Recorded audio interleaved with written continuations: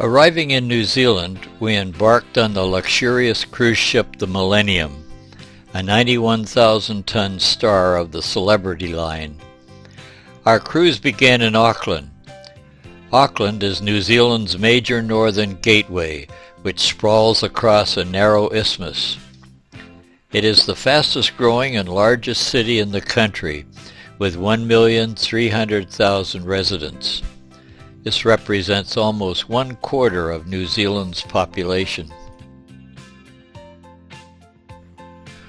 Auckland is the center of commerce and industry, and it is often described as the most vibrant, bustling, and multicultural city in New Zealand. It is apparent that the city has gone to great lengths to preserve its historic and architecturally important buildings. One of its most outstanding structures is the Auckland Museum, which primarily stands as an impressive memorial to those in the New Zealand Armed Forces who have made the supreme sacrifice. In addition to this, the museum contains many impressive collections. An outstanding feature of the museum is its excellent display of Maori artifacts. An impressive exhibit is an 82-foot Maori war canoe, believed to be the type of vessel that brought the first Maoris to New Zealand over 1,000 years ago. A top attraction are live exhibits of Maori culture, including a wonderful introduction to their music and dance. A visit to New Zealand would not be complete without gaining some insight into the Maoris' distinctive and interesting culture.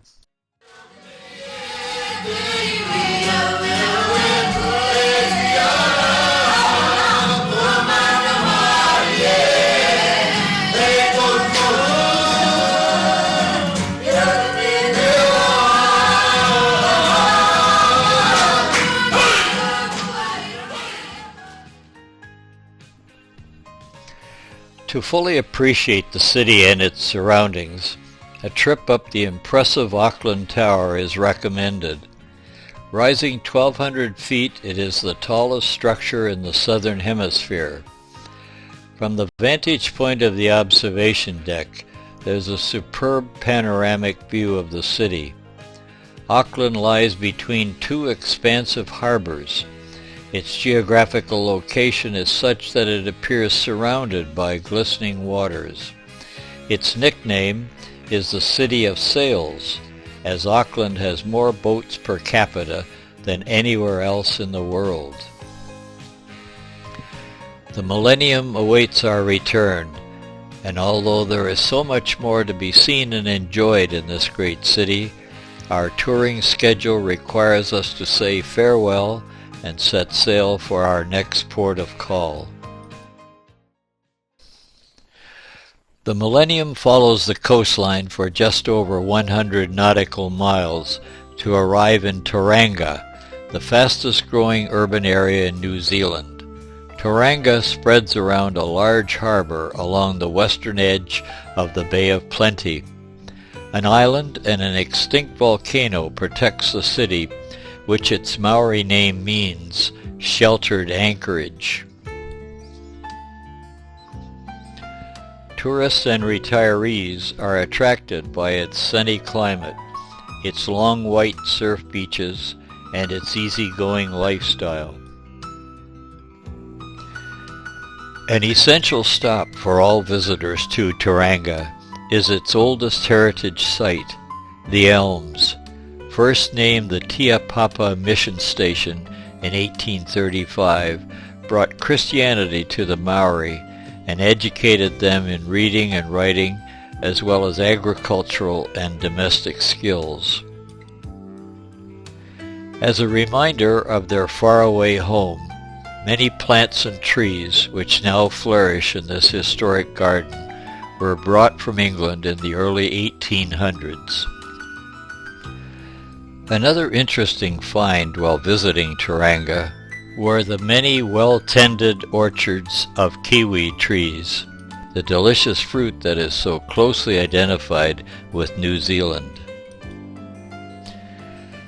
Following the route taken by Captain James Cook in 1769 when he mapped the shoreline of the North Island, we came to our next destination, the city of Napier. In 1931, the city was virtually wiped out by a disastrous earthquake.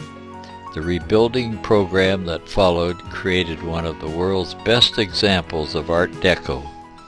At the time, Art Deco was at the height of its popularity, and its clean, simple lines and bas-relief decoration suited the needs of the new city. In many ways, Napier, with its variety of buildings in the style of the 1930s, resembles a movie set, and it has long been one of the most photographed attractions in the country. Every year, tourists are drawn here by a number of festivals and events which are tied to the city's history and heritage. Perpetuating the Art Deco era has become a local industry, and for the visitor it can seem like a step back in time. Napier has been nominated for a UNESCO World Heritage Site. We sail on to the southwest tip of the North Island, arriving at Wellington, the capital of New Zealand. Two geographical features stand out: the large sprawling harbor and the dramatic hilly terrain. The city has been dubbed Windy Wellington, as it is exposed to strong winds which regularly blow through the Cook Strait. New Zealand is a progressive modern democracy whose government is based on the parliamentary system. The distinctive beehive-shaped building is the administrative headquarters, which includes the Cabinet Room and the Prime Minister's office.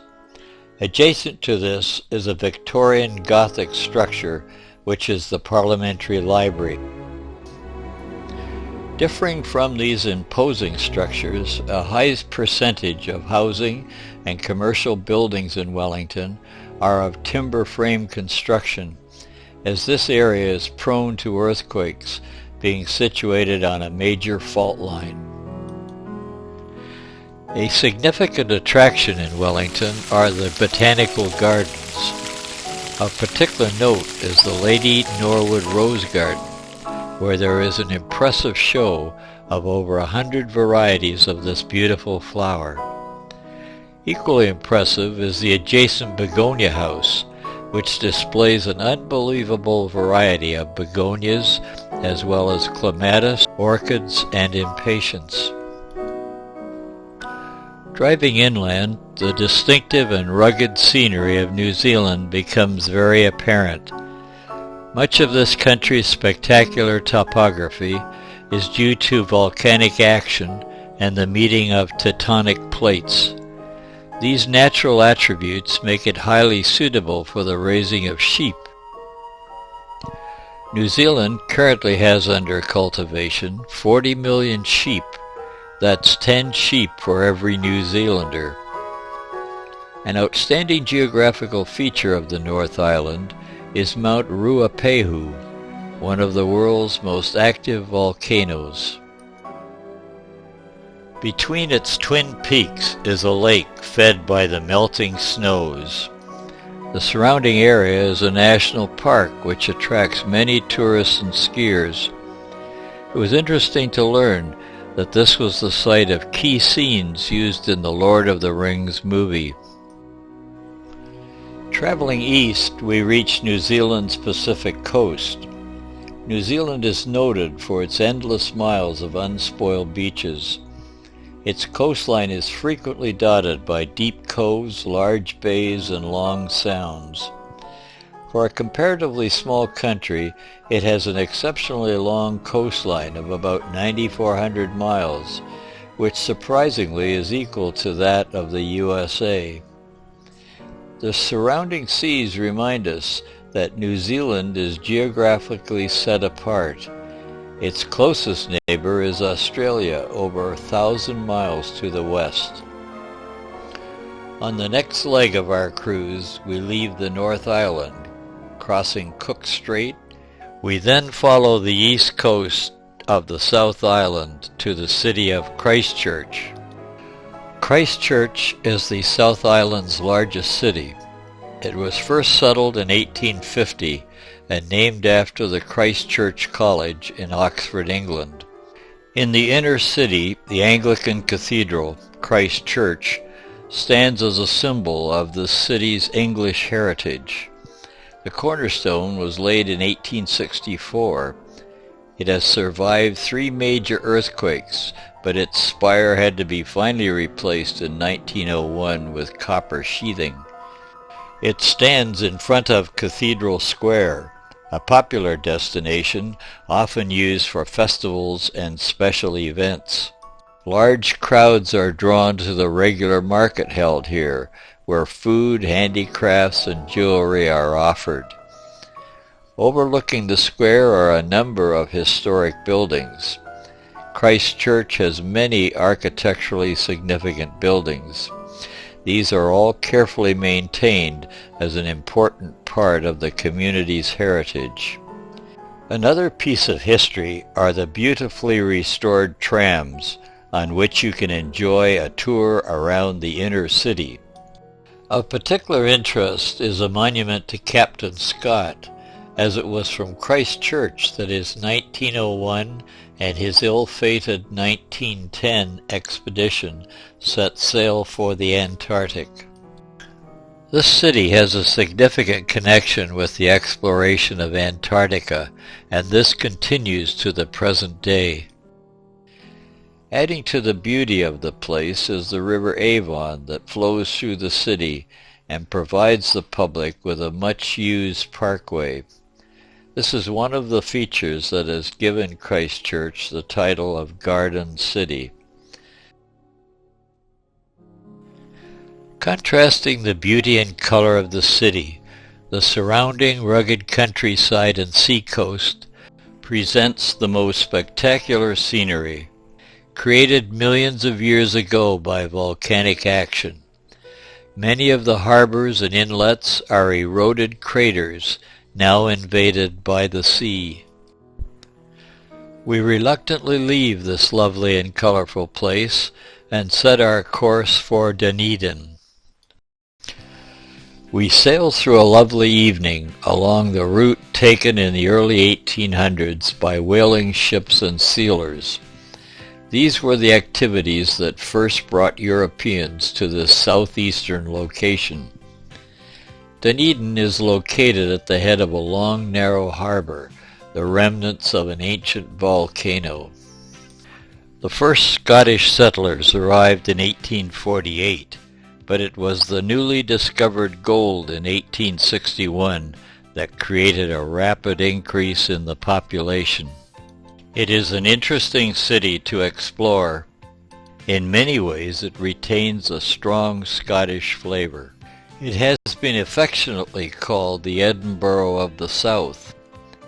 Dunedin is New Zealand's 5th largest city, but its cityscape glows with gems of Victorian and Edwardian architecture, legacies of the Gold Rush era. A jewel in the architectural crown of the country is the Dunedin Railway Station. Designed by George Troup and built in 1906, it has earned the architect the nickname of Gingerbread George. In its early days, the station was New Zealand's busiest, handling up to 100 trains a day. Only a handful of trains use the station today, but it has become a must-see location for visiting tourists. No expense was spared in the construction. For example, the mosaic floors and wall tiles are all made of Royal Doulton porcelain. For obvious reasons, this building holds the title of the most photographed building in New Zealand. Another Dunedin claim to fame is Baldwin Street.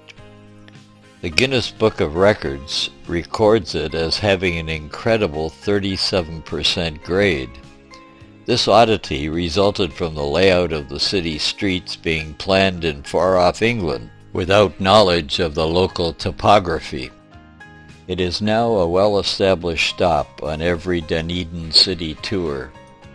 Dunedin began as a Free Church of Scotland settlement, and in 1873, just 25 years after the first settlers arrived, they audaciously erected the first church of Otago. This magnificent neo-Gothic structure is now surrounded by the inner city. A part of its intriguing history is that hundreds of convicts worked with picks and shovels, creating these spacious grounds by lowering a hilltop by more than 40 feet. Throughout Dunedin, there is much evidence of its Scottish heritage. This becomes most obvious in a prominent city square dedicated to the memory of the Scottish bard Robbie Burns. With numerous interesting people and places to remember, we bid adieu to the last city on our tour and set sail for the world-renowned New Zealand fjords.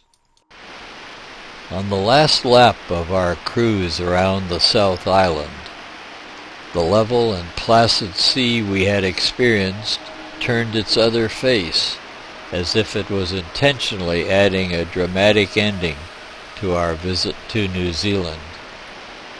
Our final destination was the fjords of New Zealand. The rough seas, however, kept us from exploring the dusky and doubtful sounds, but then a favorable break in the weather allowed the Millennium to slip into Milford Sound. The entrance to the Sound is through a narrow opening, and the scene that unfolds is breathtaking. The sheer rock cliffs on either side rise to mountainous heights. There is a sense of entering another world.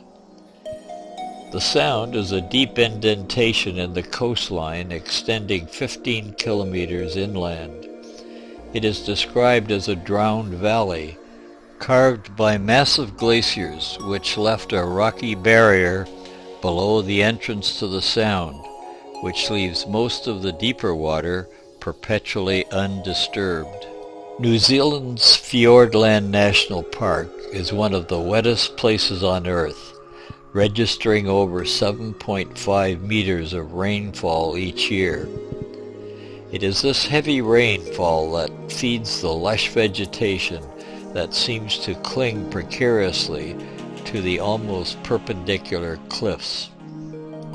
This extraordinary volume of water is also the source of many spectacular waterfalls that often seem to be dropping from the heavens.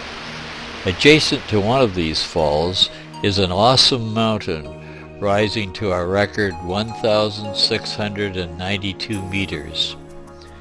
It was named Mitre Peak as its discoverer thought it resembled a bishop's mitre. Nature and history have conspired to keep this region obscure. There is some of this land where man has never ventured. Although vast in its scale, Milford Sound is just one small segment of a national park that is one of the largest in the world. It is an unspoiled wilderness of many moods and remains the remotest corner of an already remote country. Our visit to this awe-inspiring place brings our visit to New Zealand to a dramatic end. We leave adding this to our many memories of this remarkable country and its very friendly people.